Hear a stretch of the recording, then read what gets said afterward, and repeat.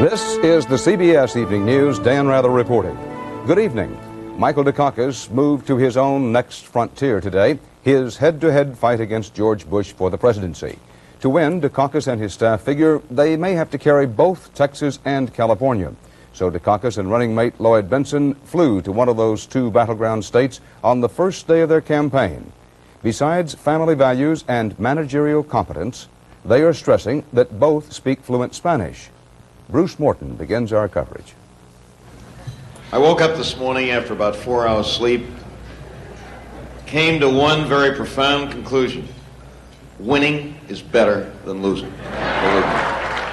That was at a Unity breakfast this morning in Atlanta, but the winning mood lasted all day long. Michael Dukakis and Lloyd Bentsen kicked off their campaign in McAllen, Texas, where several hundred waited at the airport to whoop it up on the hot tarmac. This is the Rio Grande Valley, Bentsen's home. Mariachis played, the crowd cheered in English and in Spanish, and the candidates both gave part of their speeches in Spanish. Bentsen urged, Mike Dukakis a la Casa Blanca. Let's send Michael Dukakis to the White House. Dukakis, for his part, hit hard on what will clearly be one of the major themes of his campaign. We're going to campaign, we're going to win, and we're going to do everything we can to strengthen the family in this country of ours. Dukakis did well with Hispanic voters here in the Texas primary and clearly hopes to repeat that this fall. In Chicago, at an Italian festival, Republican candidate George Bush conceded he would have to fight to carry Texas, one of the states he calls home. I will carry Texas, but I'm not taking it for granted. I'll be down there working hard, and we will carry the flag in Texas, fighting for Texas values. Bush will have to fight. From McAllen, Dukakis and Bentsen came to this rally in downtown Houston. Local Republicans say Bush would have carried Texas easily until Bentsen joined the Democratic ticket. Now they say the state's a battleground. By making this their first stop after the convention, Dukakis and Bentsen have shown they mean to fight for Texas, and today's themes, family and jobs, are ones Texans are likely to hear from them often. Bruce Morton, CBS News, Houston. Jesse Jackson gave more hints today about how he'll continue to play team for the Dukakis-Bentsen ticket. Correspondent Betsy Aaron reports Jackson did so as he gave a thank you and a promise to his own campaign team. It was the last meeting of the convention for Jesse Jackson's delegates, a strategy session to plan for the future. In the room, Governor Michael Dukakis and Senator Lloyd Bentsen, a campaign appearance before those the Democratic Party had once locked out. Last night, I saw a man mount a podium and reach to Jesse Jackson with dignity and with respect. But before Dukakis spoke, Jesse Jackson said the words these delegates needed to hear. And in our lifetime, you and I will be in the White House. We'll be there. This is how Jackson sees his role in the Dukakis campaign. I want to be close enough to serve and far enough away to challenge, because it requires a combination of good leadership and street heat. As he had last night, Michael Dukakis reached out to heal. We are in the same boat together, and I hope we can enlist every single one of you in this cause. Every single one of you in this cause. We're going to need you. We want you. We can't win without you. You ask us to trust you. All that we can ask of anyone is that they not betray that trust. This was the beginning of a marriage some, but not all, predict will be rocky. I have to wait and see what Dukakis and Bentsen are going to do. I was not going to support Michael Dukakis, and I was even having my doubts about Jesse Jackson. But this meeting this morning has really turned me around. The role I choose to serve, one that is supportive, one that's respected, and that's enough. And friends, we've never had those two things before. In the 110 days before the election, Jesse Jackson hopes to register 3 million new voters. Voters for the Dukakis-Bentsen ticket now, voters for Jesse Jackson in the future. Betsy Aaron, CBS News, Atlanta. The government of Libya and Arab groups in this country are crying foul over the treatment of some pro-Libyan activists arrested this week in the United States. They are charged with misusing funds, but the U.S. Justice Department is trying to deny them bail by arguing that they may also have been involved in a shadowy plot against Oliver North. A U.S. magistrate held a hearing in the case today. Rita Braver was there. 4 alleged Libyan intelligence operatives were granted bail late this afternoon, but the 2 men accused of plotting to harm U.S. government officials remain in government custody. Still held, Musa Hawamda, a travel company operator and naturalized U.S. citizen born in Jordan. The FBI today repeated earlier claims that Hawamda is a Libyan intelligence agent who planned the assassination of a high government official identified by government sources as Oliver North. The government offered no documentary evidence to support the claim, but sources tell CBS News that the charge is based on a confidential informant who says that Hawamda asked him to find North's address. When the informant asked why, Hawamda reportedly raised his hand to his head and made a gesture as if firing a gun. The other man still being held is Libyan Salah al-Raji. The government says he prepared 2 top-secret documents for the Libyan government with information on U.S. military and intelligence officials here and in the Mediterranean involved in the 1986 bombing of Tripoli, so the Libyans could retaliate. Hawamda's attorney charged that his client is being held only on the basis of false innuendo and allegations. It's like the Reagan administration to bring out charges and then not to back them up or bring them forth. Officially, the men are charged only with trade law violations, and privately, many Justice Department officials say that those are the only charges that are likely to hold up in court. But they say the government will use any means it can to get convictions and jail sentences for these men. Rita Braver, CBS News, Washington. Iran and Iraq reported heavy fighting today. They are apparently battling for position in advance of UN ceasefire talks. Iran said Iraq dropped chemical bombs in an assault on 3 border towns. Iraq claimed it has now recaptured all the land it lost in the 8-year war. Both sides agreed to send their foreign ministers to New York next week to begin ceasefire talks with Secretary General Perez de Cuellar. Eastern Airlines today announced a wave of layoffs and cutbacks in service. The moves had been rumored for some time, and the troubled carrier's president said, "We are preserving the airline. Eastern is returning to its roots," unquote. But a union leader called today's announcement a slap in the face. Peter Van Sant reports. Plagued by battles with its unionized employees and losses of nearly $1 million a day, Eastern Airlines today announced a major cutback, dropping service to 14 cities worldwide beginning August 31st and laying off 4,000 employees. This is a difficult but necessary day at Eastern. We are determined to continue to take the required steps to survive and compete in the years ahead. In the U.S., Eastern will drop its Kansas City hub and will cut service to 11 other cities, primarily in the West. Among those losing their jobs will be 500 pilots and about 1,000 machinists, members of Eastern's most stubborn union. It's a continuation of the brutalizing of Eastern's employees. It had nothing to do with wages, the way the airline is being run.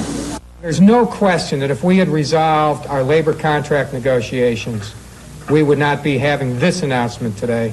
Another major factor in Eastern's weakened condition is last April's special FAA inspection of the airline's fleet.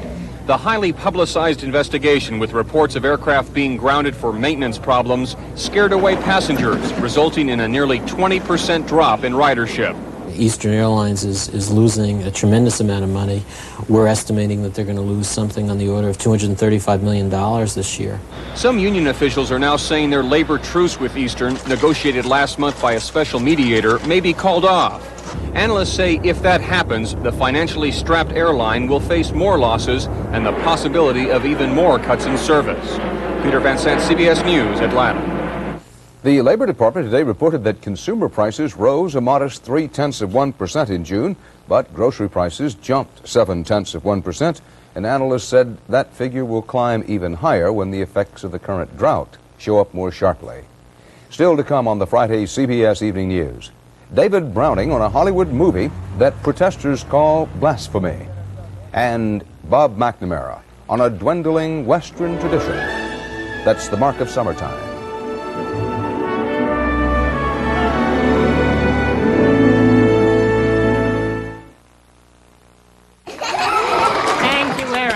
Okay, Josie, would you please read yours? My summer vacation. We left for 2 weeks to go to Yellowstone. That was Saturday. Then Daddy's money got stolen and we had to come home. That was Sunday.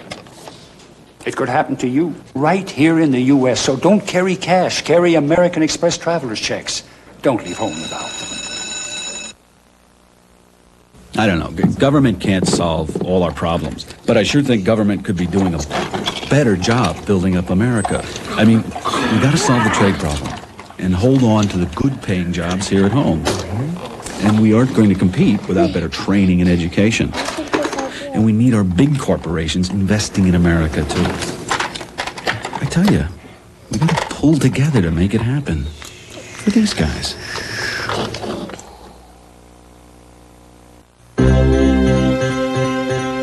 Now for indigestion, gas. Introducing new Extra Strength Malox Plus. It neutralizes more than any leading antacid and dissolves gas. Nobody does as much as new Extra Strength Malox Plus. A legend has been created. A better battery for the future. Better with more reserve power. Better with a warranty that lasts over 6 years. Better with a special $10 rebate available right now. The legend from Napa. A better battery. There is a tempest in Hollywood these days over a movie that hasn't been released yet. The defenders, and they include some ministers, say it treats a serious matter seriously. Its critics, and they include some ministers, say the movie is blasphemous. David Browning looks at this controversy. It was way back in the silent era that Hollywood discovered the box office potential of biblical epics and churned out over the years stories of spectacle, sex, and salvation. Temptresses, Rita Hayworth as Salome, Hedy Lamarr as Delilah to Victor Mature as Samson. And in a few films like King of Kings, reverential portrayals of Christ himself. We're going to march. Now, religious groups say Hollywood has gone too far. They are picketing Universal Pictures, demanding the studio scrap its new movie, The Last Temptation of Christ. Blasphemous, they say. Jesus Christ is depicted as a hallucinating, deranged, sexually obsessed person. Los Angeles Roman Catholic Archbishop Roger Mahoney says church leaders believe the film to be morally offensive. And fundamentalists have pressed their objections with some street theater outside the Beverly Hills home of Universal's top executive, Lou Wasserman, who is Jewish. There should be an outcry from the Christian community when these Jewish people bankroll a film that makes Jesus look insane. Such talk outraged some bystanders. Don't attack Jews. Don't make up this thing a Jewish thing. I'm because not. Then you're becoming the anti-Semite. Shake hands. I don't want to be an anti-Semite. The sound and the fury is over a film few people have seen. In it, actor Willem Dafoe plays Christ, who dreams in one sequence of making love to Mary Magdalene, played by Barbara Hershey. Some who have seen the film defend it. I think it's powerful to show that Jesus was both human and divine, because we forget the human side, and that is essential to the Christian faith. Close your eyes and relax. This echoes to a degree the controversy some years back over Jesus Christ Superstar, which also humanized Jesus. More recently, George Burns played God without much fuss. You want a miracle? You make a fish from scratch. Behold his mighty hand! But the man who played Moses thinks it's a gamble anytime you try such a role. To play Christ at all is an almost impossible task. You cannot play men of that value to so many human beings in the world and satisfy them all. Sing hallelujah! What all this may mean for the film, says UCLA movie historian Howard Suber, is big bucks. Essentially, you couldn't buy better publicity than the fundamentalists have given to this film. So far, Universal is still saying The Last Temptation of Christ will be released in the fall, abiding by one of movie-making's 10 commandments: thou shalt not turn down free publicity. David Browning, CBS News, Hollywood. Collectors are expected to bid up to $30,000 this fall for a pair of letters written by two young sisters in Amsterdam to their American pen pals in Iowa. The letters, about school and home and family, were written by Anne Frank and her sister just before the Holocaust. Terry Drinkwater has that story. Sure. It was dated April 29th, 1940, and it was written on a Monday in Amsterdam.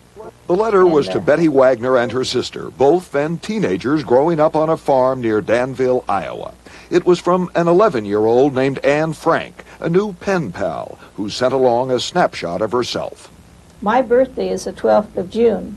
Kindly let me know yours. Margot and myself are the only children in our house.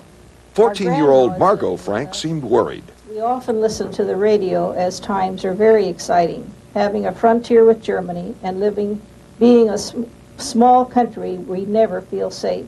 Anne was soon to begin her diary, the story of a Jewish family fleeing Hitler's Germany for temporary safety in Holland. And what did the Wagner girls do that Iowa spring of 1940 when they read Anne Frank's letter?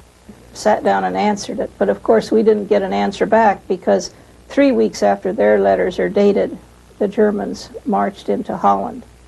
So all during the war, we would talk and wonder what happened to Anne and Margot, you know. Betty Wagner is 64 now and decided it's time to sell the letters. They'll be auctioned next month, the dealer hopes, to a museum. That really is the beauty of the whole thing, is that you had this is innocence meets innocence, and it's caught up in the whirlwind of war.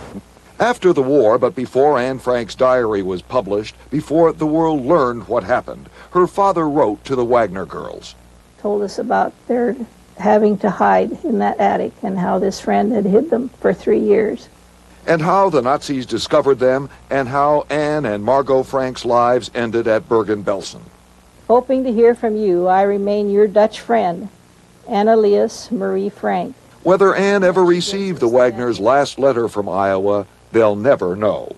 Terry Drinkwater, CBS News, Los Angeles.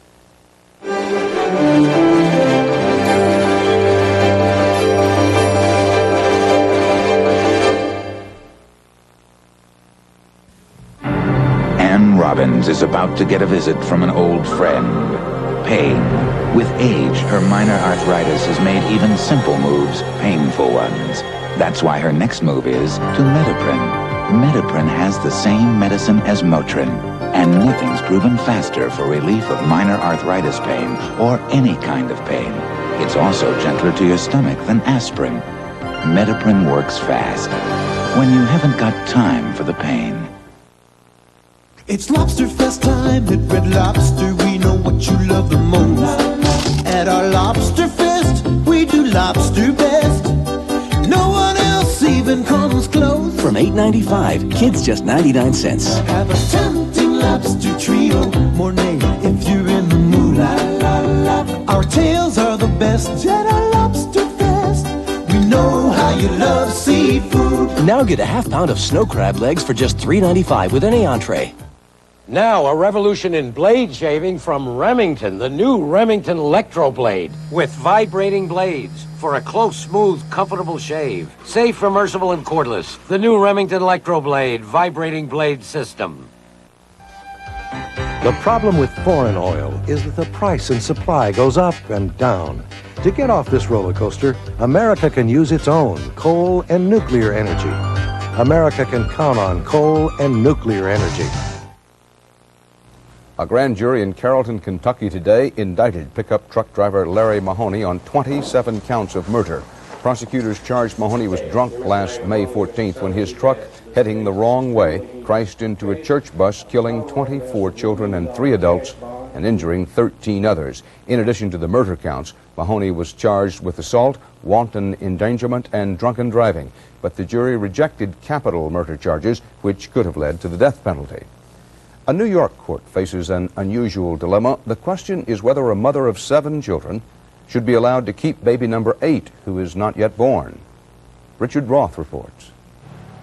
She is living now on welfare at a suburban New York motel. 8 months pregnant, Deborah B. is under an extraordinary court order to give up her baby the moment it is born to the Westchester County Department of Social Services. I felt that this was an opportunity to start a whole new life all over again for me, you know, and to take all the experience from my other kids, and I was going to be the best mother I could possibly be. But a judge's ruling says she'll first have to prove in a court hearing that she's fit to keep the infant. 7 times in this court, Deborah B. has lost custody of a child to the care of the state. 7 children the court found she neglected or abused. Multiple fractures, burns. What we're concerned about is that this particular child, when born, is not going to be abused. But because the judge declared a child not yet born a neglected child, putting a rare burden of proof on a mother-to-be, some experts worry this case of caution goes one step too far. It strikes me that there are a number of other solutions that we could come up with for this woman that do not involve reaching into the woman's womb and making a decision about her child. The issue is supercharged in New York, where just last year a little girl's death focused public attention on a chronic national problem, a growing rate of parental abuse and neglect, as many as 5,000 children across the country who die each year because parents or guardians mistreat them. And this case, says one of the lawyers involved, should be seen in that perspective. Everyone's worried about child abuse, he says. We're trying to prevent it. Deborah B. says she's changed, realized the abuse she suffered as a child became a horrible pattern for her own behavior that she now knows was wrong. I have learned to sit down with psychiatrists and really talk about my emotions, my feelings, why I am the way I am. Before I couldn't do that. She'll have that opportunity to come and prove to the court that she has changed. We're here to help her. We're not here to hurt her. But if the court makes an error, said the judge in his ruling, it will be an error for safety on the side of the child. Richard Roth, CBS News, New York. An explanation today for the U.S. rejection of 8 of the nuclear missile inspectors the Soviet Union proposed to send to the United States, Soviet inspectors who are supposed to monitor U.S. compliance with the missile treaty enacted at the Reagan-Gorbachev Moscow summit. A U.S. official now says the 8 are suspected of being Soviet spies.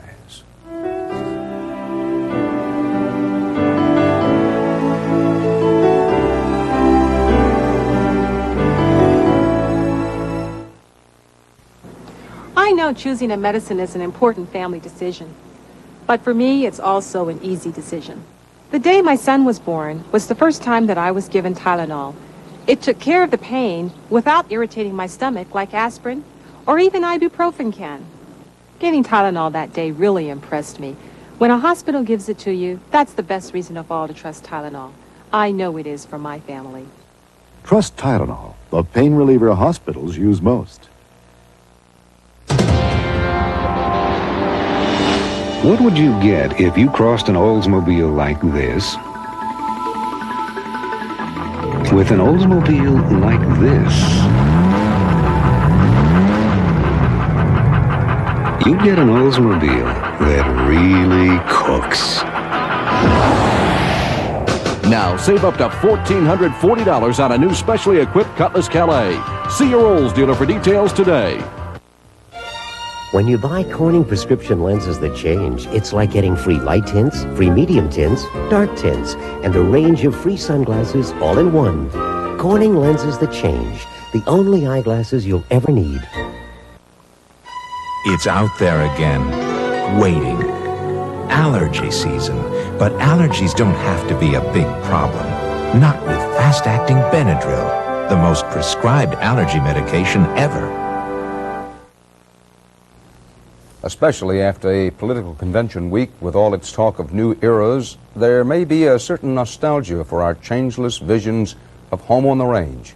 But as Bob McNamara reports, there is a new look to one ageless symbol of the Old West in summertime. 5 a.m. on the Schultz Ranch, cakes on the griddle. It looks to be a good day. Well, one thing about it, we won't have to worry about long underwear today, boys. A ride to the corral settles breakfast, but not nerves. Well, we're going to go get a bunch of cows, guys, huh? Let's do it. Cows bellowing, calves bawling in a noisy chorus. 1,200 Angus go pushing through Sheridan, Montana while it's still waking. The cattle headed for summer ranges 25 miles away. Cowboys worried about losing control. All they want to do is run, and sometimes it's run back. We almost lost the lead for just a minute, picked them back up. For almost 50 years now, the Schultzes have driven their cattle this way. Russ Schultz, the trail boss, first driving herds with his father and granddad, and now with his own sons, Dave there, the oldest, and Tim just turning 24 on this drive. The cattle, they call them grandmas, darlings, and deers. It's a ball. See them old deers going down the trail, you know. That old cow, she's quite an old girl. Gotta give her her dues. They've taught us a lot. With hired hands and neighbors, it's a 2-day drive to the high country. First across the foothills of the tobacco roots, then easing down into the dusty draws and gullies, and back up to the ridges that skirt the town limits of Virginia City. It's a good thing it's lunchtime. Ham and bean soup, onion sandwiches, and strong coffee wash down the dust.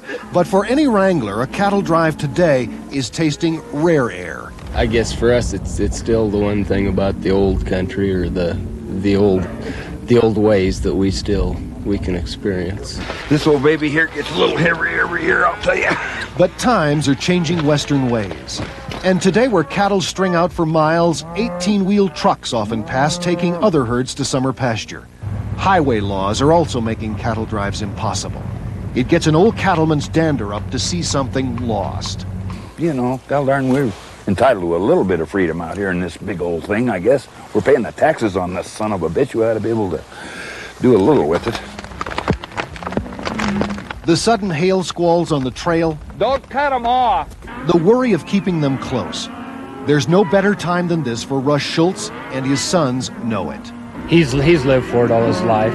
He's a diehard cowboy. If he knew the second, the very minute he was going to die, why, he'd be out here on a saddle horse. They often say out here Montana wouldn't be Montana without cattle drives. And it wouldn't be Montana without real cowboys either. Bob McNamara, CBS News, Virginia City, Montana. And that's the CBS Evening News. Dan Rather. Bob Schieffer will be here tomorrow. I'll see you Monday. Good night. If you heard the report on 59 cold cereals by a leading consumer magazine, you'd fall through the floor. Mine's high in calcium. And salt. Salt? High in fiber. And sugar. Sugar? Lots of protein. And added fat. Fat? Nabisco shredded wheat was rated tops in nutrition for no added sugar or salt, low fat, plenty of fiber and protein. Nabisco shredded wheat. Nobody else. Nabisco. It's the Quaker State Porsche Sweepstakes and Rebate, and everybody wins. Mail in the rebate by August 5th, and you'll have $360 per case in your pocket, a great oil in your engine, and maybe a Porsche in your garage. The big Q stands for quality. Always has, always will. Into the land of heartburn comes the first liquid antacid without that liquid antacid taste. A really good tasting liquid that puts out heartburn's fire. New Tums Liquid. It works. It really tastes good. With low back pain, walking can be agony, where every step shoots pain. Up here, you know what helps? New Back Guard. Clinically proven Back Guard is a shoe insert for low back pain aggravated by foot shock. Back Guard, with its shock trapper module, relieves this low back pain. Watch how it helps absorb shock upon impact to reduce the shock to your back. Amazing. Something down here can help up here. New Back Guard from Dr. Scholl's. Absorb shock all day to help keep back pain away.